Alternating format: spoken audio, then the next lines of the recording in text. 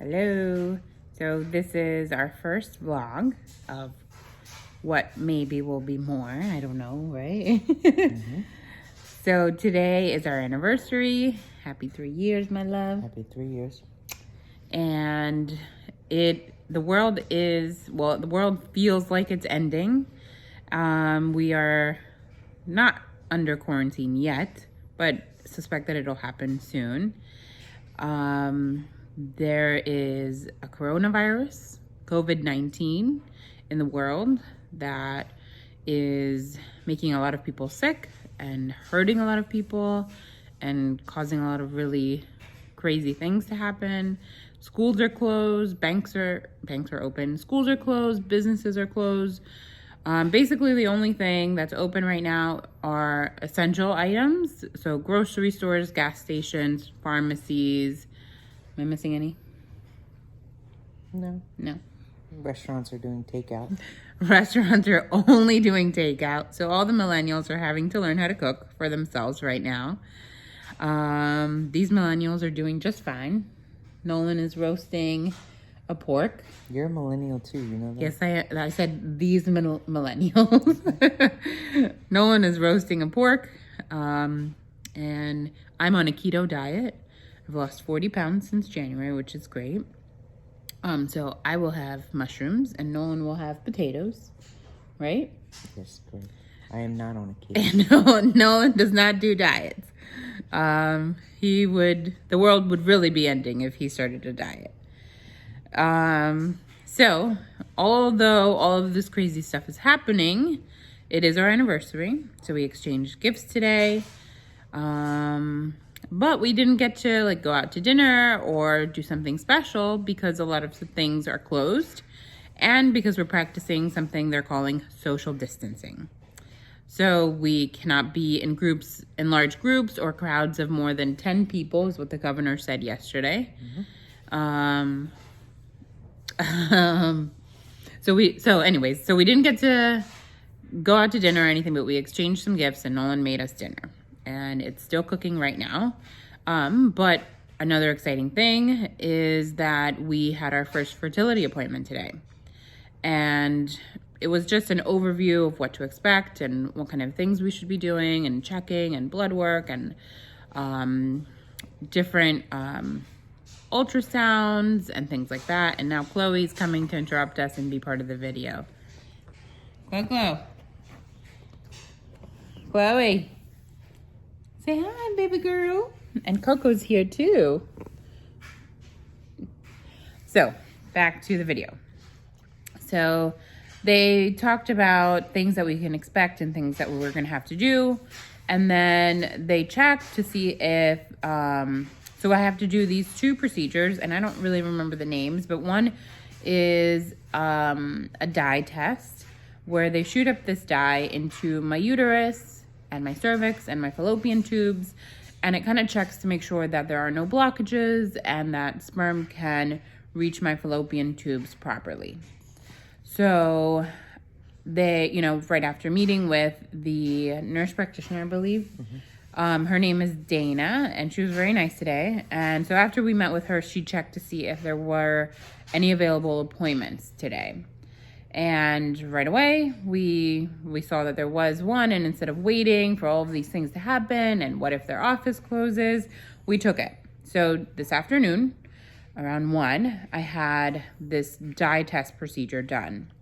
And I was feeling really anxious, and Nolan couldn't come back with me because they use an x-ray machine to see if the dye is flowing properly through, so he wasn't allowed to be in the room. And I was by myself, so that was producing some anxiety, and I didn't know what to expect. And I've read, because I'm on different social media groups and support groups that talk about all of these things, and so I've read that it can be painful. So I was already feeling a little bit nervous, and not knowing how painful to expect. So they did the procedure, and instantly, as he put the dye in, I could feel, Nolan doesn't know this, so that's why he's looking at me. Instantly, as they put the dye in, I could feel pretty intense cramping. at first it was just like, oh, okay, well, this is uncomfortable and this is cramping, but not horrible. And then it hit me, and I kind of, I remember just wishing no one was there to hold my hand, but I was fine. It was just uncomfortable. And then he said that he would have to put in more dye, and he said, the whole thing didn't take more than a minute or two. But I remember right before he took out the speculum, is that what it's called? Mm-hmm. Right before he took out the speculum, I just felt a lot of cramping. And then I was just happy it was over. It was pretty fast. Then I remember going to stand up after the doctor left the room, and this really nice nurse was with me and walking me through everything. And I started to feel lightheaded and flush and just hot and cold at the same time. So I just told her, I was like, I'm getting kind of lightheaded. And she immediately told me to lay back down or sit back down. And she got me some crackers and juice and water. And I waited a few minutes, and then I was fine to leave.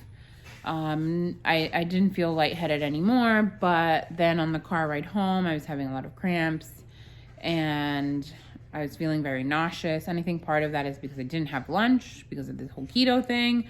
I only ate a smoothie for breakfast that Nolan made, and then I didn't have lunch, and it was probably 2:00 at that point. So in the car ride, I was uncomfortable. I wanted to take my pants off, but I just pulled them down a little bit. I didn't want any pressure in that area. And the cramps were pretty intense, maybe a 7 or 8 out of 10 for a little while. But then they subsided after maybe 20 minutes in the car, and they were only a 5. And by the time we were closer to getting home, they were at maybe a 3 or 4. And now they've been kind of low, maybe a 1 every once in a while, but nothing horrible. But I am feeling a little bit nervous because tomorrow I have to go back, and they're doing a second transvaginal exam, sort of like a laparoscopy, and I don't know exactly how to feel or if it will be painful. I know the nurse and the doctor both said that some women feel like the dye test is more painful than the second procedure, and some women feel like the second procedure is more painful than the dye. So I hope that it's the first case for me, and that the dye was more painful than the other one, because I don't want it to be even more painful than the dye procedure. But I guess we'll see, and all of this will hopefully be worth it one day. The doctor did say that the dye test was great, and that everything flowed through perfectly, and that everything looks good. He thinks that maybe I just need a little bit of help with ovulation through medications. And so hopefully tomorrow we get more good news and everything looks good in there, and then we can move forward. And if everything looks good on my end and Nolan's semen analysis looks good, then we move forward in trying again for 1 more month. We've been trying a total of probably 14 months now, so almost 1.5 years. But if this next period cycle or monthly cycle we're not pregnant, then we'll probably move forward with IUI, which is artificial insemination, basically. And I don't know exactly how that works or what it entails, but we'll keep going because we want our beautiful, healthy baby. Mm-hmm. Right? Yep. That's what it's all about. That's what this whole journey is all about. And I'm a loser and a dork, and I cry every time I think about it, but one day they will be tears of joy, right, Clo? She looks at me when I'm crying. Hi, baby. Yeah. My baby girl. But so I just wanted to document our experience and everything we went through so far. And hope that one day there'll be really good news. Chloe's falling asleep now. She doesn't care that much. Anything else? No. Hopefully it brings us lots of good luck. Okay. Cheers. Bye.